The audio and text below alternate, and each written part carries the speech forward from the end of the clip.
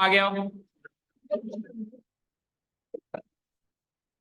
Good evening all, welcome to Learners Academy. तो आज number of doubts आप पूछना चाह रहे हैं, आपके हाव भाव से ऐसा लग रहा है सब लोगों से। सब लोगों को डाउट्स पूछनी है। अब टेंशन बढ़ती हुई दिखाई दे रही है चेहरे पे, और वो होना भी चाहिए। चलिए, हाँ बताओ। Question number 13।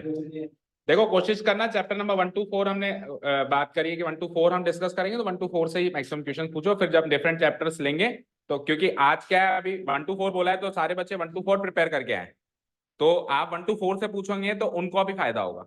और अब अपने अपने कोई डाउट्स पूछोगे तो फिर वो लोग आज उसको देखे नहीं आए। ठीक है, क्वेश्चन नंबर 13 वन 13 क्वेश्चन है। देखो भाई, अल्फा बीटा जीरो, यानी कि ये क्वेश्चन है हमारा पॉलिनोमियल चैप्टर से, कि अगर अल्फा एंड बीटा जीरोस हैं एक क्वाड्रेटिक पॉलिनोमियल के, क्वाड्रेटिक पॉलिनोमियल में लिख देता हूं एफ एक्स इक्वल टू, और फिर आप लोगों ने कुछ क्वेश्चंस मुझे सेंड भी किए हैं, उनको भी डिस्कस करते हैं, k x square plus 4x plus 4, okay, such that alpha square plus beta square equal to, ये एक दो ये इक्वेशन गिवन है, और साथ में एक इंफॉर्मेशन और गिवन है, अल्फा और बीटा का रिलेशन गिवन है कि अल्फा का स्क्वायर प्लस बीटा का स्क्वायर बन के 24 बनता है।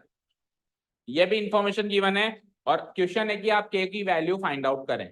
समझ आया? ठीक है, तो फर्स्ट ऑफ ऑल इक्वेशन देखते ही मैं sum of zeros and product of zeros निकाल लूं। तो सम ऑफ जीरोस क्या होगा? Alpha plus beta, and product of zeros क्या होगा? Alpha beta. ठीक है, sum of zeros alpha plus beta किसके बराबर होता है? माइनस बी अपॉन ए, और अल्फा बीटा किसके अपॉन होता है? B upon A. So from here on we can say a आ जाएगा ये, बी आ जाएगा ये, और सी आ जाएगा ये। तो माइनस बी अपॉन ए करूंगा तो -4 अपॉन के, एंड देन सी बाय ए करेंगे तो 4 अपॉन के। फाइन, ठीक है, यानी कि अल्फा प्लस बीटा की वैल्यू ये है -4 बाय के, अल्फा बीटा की वैल्यू ये है 4 बाय के, और alpha square plus beta square की वैल्यू ये है 24। ये तीन इक्वेशंस हैं, यहां से आपको के की वैल्यू फाइंड आउट करनी है। This is the task.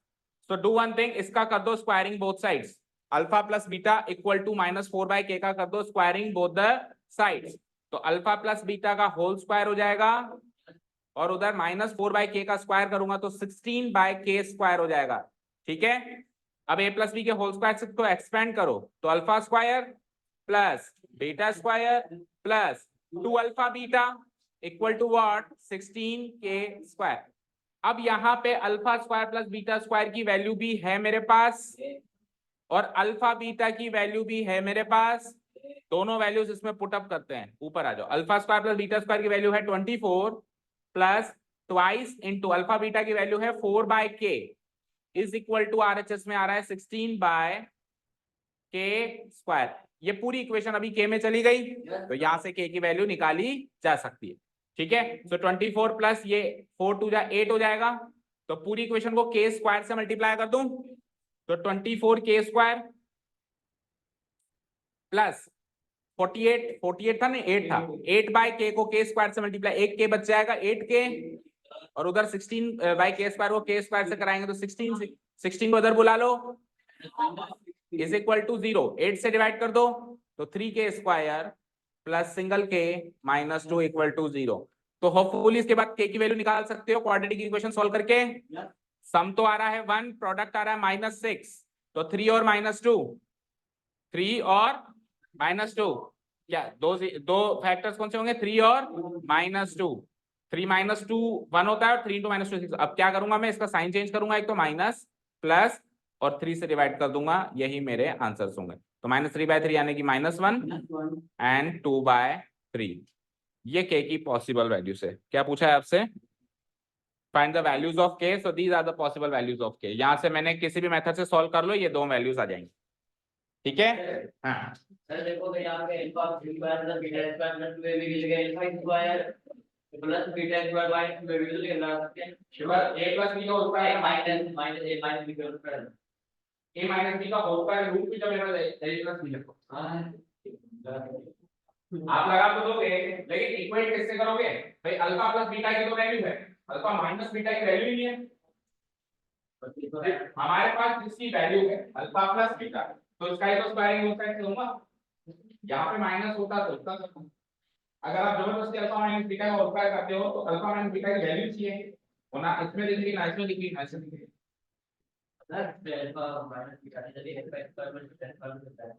Alpha square plus beta square को 10 और चीजों से लिखता है, लेकिन 25 चीजों का क्या करोगे? Alpha square plus beta square कर दिया, माइनस को अल्फा बीटा कर दिया, इक्वल टू आरएचएस में क्या मिलेगा? इधर तो अल्फा प्लस बीटा की वैल्यू है तो उसका स्क्वायर करके आरएचएस में मिलेगा 16/6। उधर अल्फा माइनस बीटा की वैल्यू ही नहीं है, तो आरएचएस में क्या किसका स्क्वायर? ठीक है, पूरी इक्वेशन के में कन्वर्ट करनी है ना, तो आरएचएस में तो के वाली क्वांटिटी चाहिए। अब तो पूरी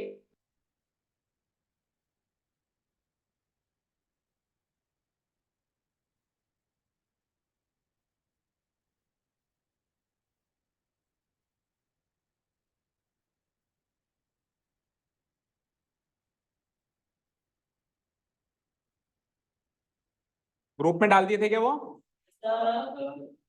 क्लास 10th वाले में?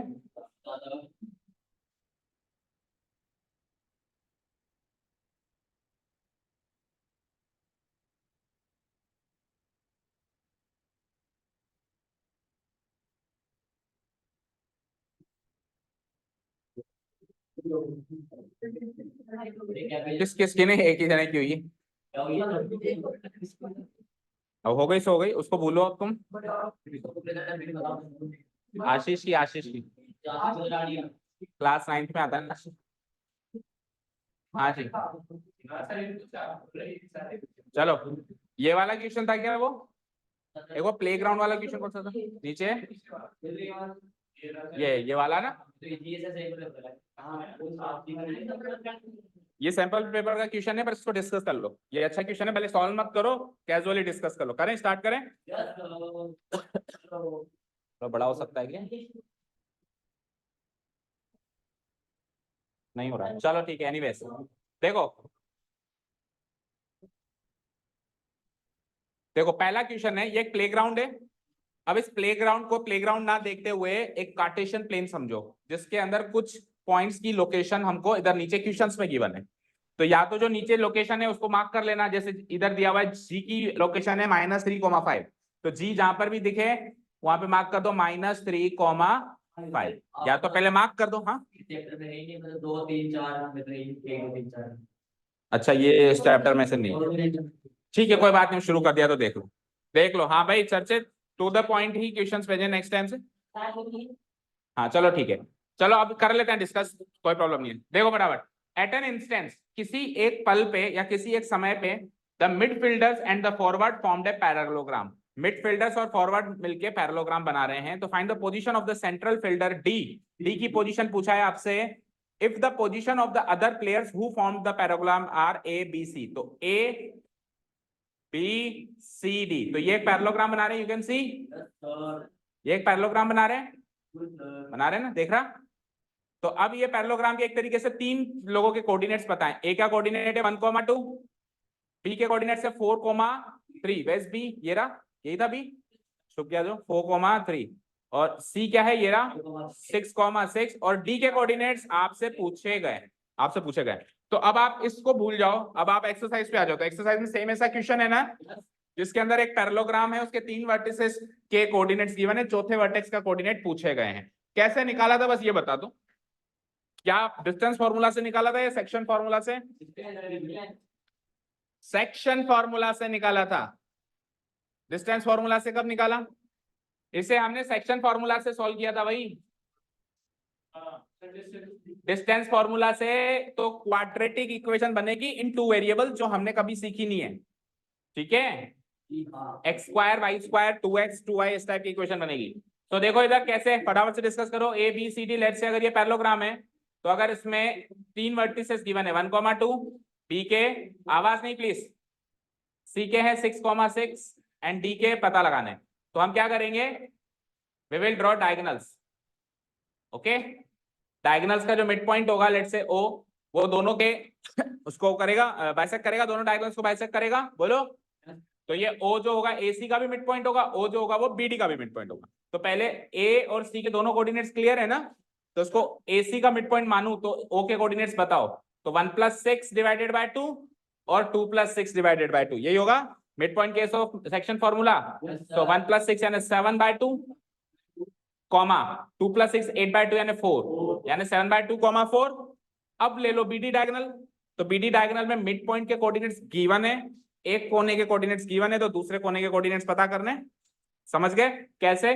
अब जब मिड पॉइंट के ही कोऑर्डिनेट्स गिवन हो तो दुगना कर दिया करो, क्योंकि मिड पॉइंट के कोऑर्डिनेट्स निकालने के लिए आधा करते हैं, तो जब मिड पॉइंट के ही कोऑर्डिनेट्स गिवन है तो उसका क्या कर लो, दुगना। तो 7/2 का दुगना 7, 7 में से 4 गया 3, 4 का दुगना 8, 8 में से 3 गया 5, 3,5 इसके कोऑर्डिनेट्स। समझ गए? सेकंड क्वेश्चन रीड आउट करें, समझ आया ना? तो इसको डिस्टेंस फॉर्मूला से नहीं अप्रोच करेंगे, सेक्शन फॉर्मूला से अप्रोच करेंगे। सेकंड क्वेश्चन इज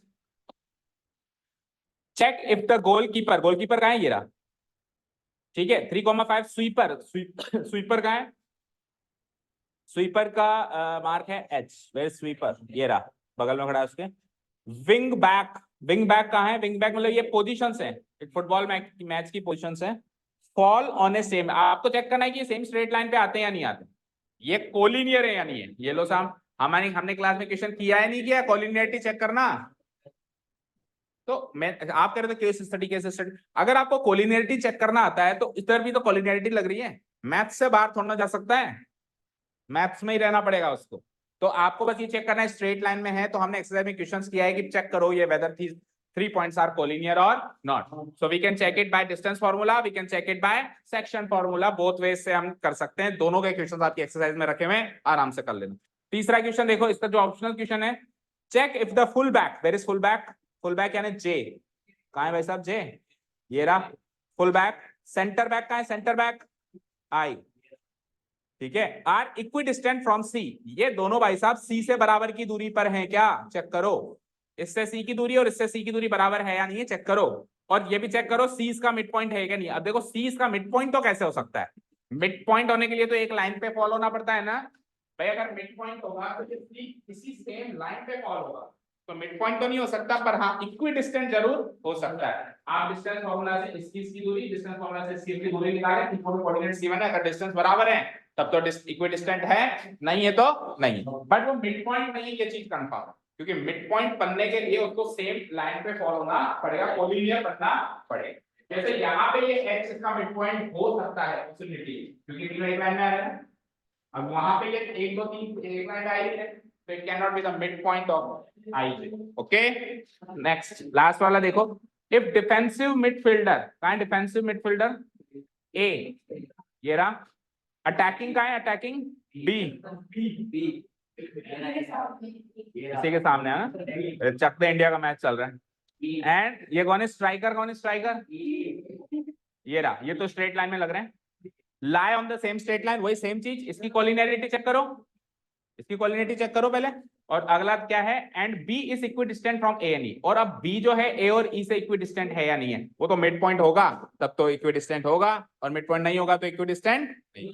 तो कोलिनियरिटी चेक करो फिर मिड पॉइंट वाला चीज, ठीक है। Find the position of E, E की पोजीशन बताओ वेयर इज E, ये रहा, ये रहा, इसकी पोजीशन बताओ। तो इसकी पोजीशन कैसे बताएंगे हम, अच्छा A, B, इसके कोऑर्डिनेट्स हैं A, B, A, B। तो एक तरीके से ये मिड पॉइंट गिवन है और ये हमसे पूछा है, ये मिड पॉइंट गिवन है, ये हमसे पूछा है, तो वही सेम चीज की मिड पॉइंट गिवन हो, ये गिवन हो, तो कोने वाले का कैसे निकालेंगे, मिड पॉइंट का दुगना कर दो और फिर इसमें से इसको घटा दो तो वो मिल जाए, तो पोजीशन पता चल जाएगी उसकी।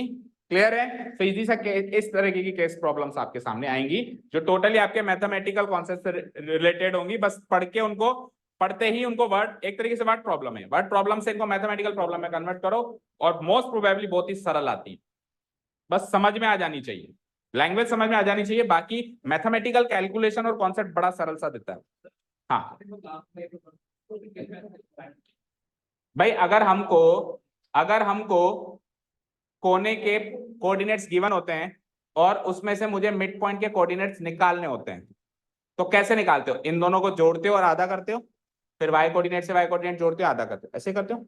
अब हमको इसके और इसके तो गिवन है और लेट से इसके पूछ लिए, तो मिड पॉइंट तक पहुंचने के लिए आधा किया जाता है, लेकिन मिड पॉइंट ऑलरेडी गिवन हो और मिड पॉइंट से कोने में पहुंचने के लिए उसका उल्टा काम करूंगा, दुगना। भाई जो रास्ता सपोज करो आप यहां से राइट लेके लेफ्ट लोगे, तो वापस आने के लिए लेफ्ट लेके राइट लेना पड़ेगा। तो आपने मिड पॉइंट तक पहुंचने के लिए क्या किया, पहले जोड़ा बाद में दुगना किया, आधा किया। पहले जोड़ा बाद में जोड़ना, ऐड करना, आधा करना, हाफ करना, ये किया। अब इसका उल्टा ऑपरेशन बताओ। हाफ करने का उल्टा ऑपरेशन क्या होता है? डबल करना। और प्लस करने का उल्टा ऑपरेशन क्या होता है? माइनस करना। तो अब पहले डबल करोगे और फिर माइनस करोगे, तो जो भी यहाँ पे कोऑर्डिनेट्स है उसका डबल कर दो, और उसमें से जो भी कोऑर्डिनेट्स गिवन है उसको माइनस करके हम बचे हुए कोऑर्डिनेट्स पे पहुंच सकते हैं। ठीक है, क्लियर? हाँ जी। अब चलते हैं वो जो क्वेश्चंस बाकी आपने दिए थे ग्रुप में।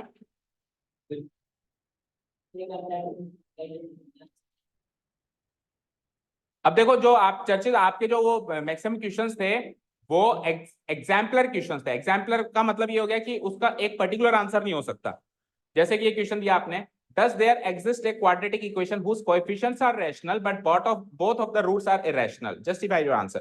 मुझे एक चीज बताओ, एक क्वाड्रेटिक इक्वेशन की फॉर्मेट क्या होती है? ax square plus bx plus c, है ना, इक्वल टू 0 इक्वेशन ये होती है। ठीक है, अब इसके कोएफिशिएंट्स क्या होते हैं? a b c। इसके कोएफिशिएंट्स क्या होते हैं? a b c, ये a b c, ये these three are the coefficients. और इसके जीरोस क्या, मतलब रूट्स क्या होते हैं इसके? Alpha and beta. या फिर एक्स की जो भी वैल्यू आई, तो एक्स की वैल्यू अल्फा बीटा एक बार के लिए मान लेते हैं, अल्फा एंड बीटा इसके रूट्स हैं। अब ये क्या कह रहा है कि ऐसी कोई क्वाड्रेटिक इक्वेशन बना सकते हो क्या जिसमें कोएफिशिएंट्स तो रैशनल हो, ए बी सी तो रैशनल नंबर्स हो, लेकिन अल्फा बीटा जो रूट्स हैं वो इररेशनल हो। वो क्या हो? इररेशनल। तो ऐसे एक नहीं, इससे तो बहुत सारी इक्वेशंस बन सकती हैं। देखो, जस्टिफाई आप निकाल के बता दो ना, आप इक्वेशन लिख दो आपके हिसाब से एग्जांपल और उसके रूट्स निकाल के बता दो। देखो भैया, इसमें एबीसी जो है वो कोएफिशिएंट्स हैं, वो तो रैशनल हैं, लेकिन मैंने जो रूट्स निकाले हैं वो इररेशनल है। देखो ए बी सी, ये कोई भी रैशनल नंबर रख सकते हो, 2 3 4 7 -10 5 कुछ भी रख दो, लेकिन जो एक्स की वैल्यू आएगी वो रूट में आनी चाहिए। जब वो रूट में आ जाएगी तो वो इररेशनल हो जाएगी। तो रूट्स हो गए मेरे इररेशनल, तो ये हो गए मेरे रैशनल। कर सकते हैं नहीं तो एग्जाम्पल सोच के करना है अपने को, है ना।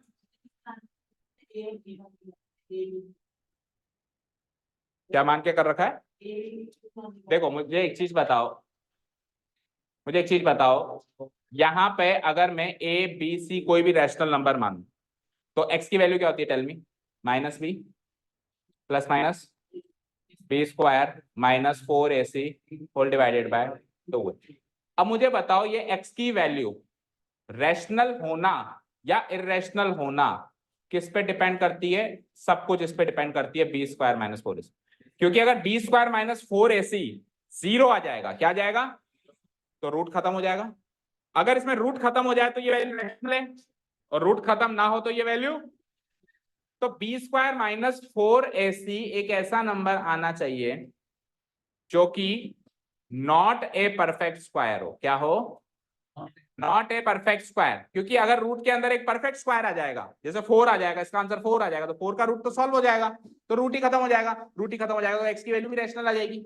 आपको रूट को कायम रखना है इररेशनल नंबर के लिए, तो आप बी स्क्वायर माइनस 4ac की कोई भी not a perfect square value सोच लो। तो आपका जस्टिफिकेशन ऐसे दे सकते हैं कि we can take any example in which A, B, C are rational, in which A, B and C are rational, but B square minus 4ac is not a perfect, 2 minute को आ जाएगा।